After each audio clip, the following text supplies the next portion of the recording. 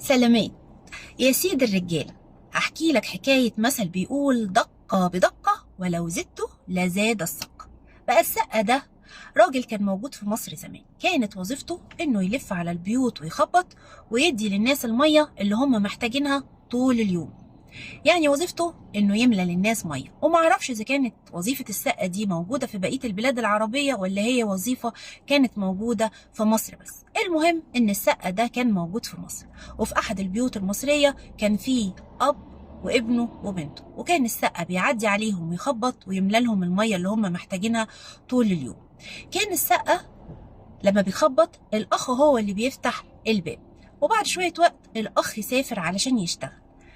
فلما سافر الأخ بقى لما السقا يجي يخبط أخته هي اللي تفتح الباب، وزي ما تقولوا كده بمرور الوقت السقا أعجب بالبنت دي، فقام بسها بوسة واحدة بس، قبلها قبلة واحدة.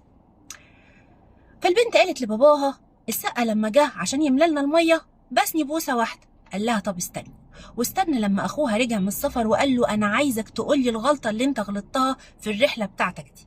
الولد يقول له انا ما غلطتش، ما عملتش حاجه. يقول له ابدا انت لازم عملت حاجه غلط. يقول له انا ما عملتش حاجه غلط. يقول له لا عملت حاجه غلط.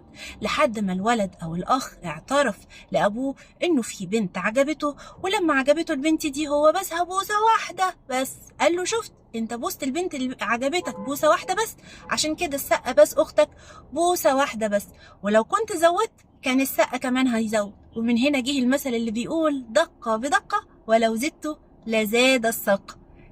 يعني كما تدين تدان يا سيد الرجال. انتبه ان ملهاش اعاده، وخلي السعاده دايما عاده. سلام.